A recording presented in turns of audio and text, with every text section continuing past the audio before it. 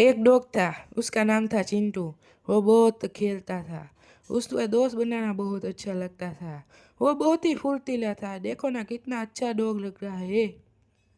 एकदम तरोताजा डॉग था। उसको बहुत ही अच्छा लगता था खेलना। उसको दोस्त बनाना अच्छा लगता था। बातें करना अच्छा लगता था। बहुत ही फुर्तीला था। उसने बहुत ही दोस्त बनाए। वो अपने दोस्त के साथ खेलता था, मस्ती करता था, बातें करता था, खेलता था।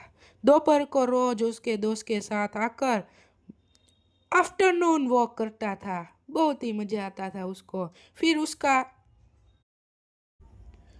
उसका एक दुश्मन था। उसका नाम था बूम बूम। वो बहुत ही खूंखार था। उसने अपने हथियारों के साथ एक काले डॉग को भेजा था चिंटू को मारने। और ये काला डॉग चिंटू पर वार करने लगा। तभी उसने अपने दोस्त को बुलाया। वो दोस्त अपना ही अच्छा दोस्त था। वो प्यारा दोस्त था, बेस्ट फ्रेंड था। वो वहां पर जाता है, ज- जंग लड़ता है और उस काले डॉग को हरा देता है। उसकी दोस्ती एक मिसाल बन जाती। दोस्तों, आप डॉग से प्यार करते हो, एनिमल से प्यार करते हो तो कमेंट में ज़रूर लिखना और लाइक ज़रूर करना।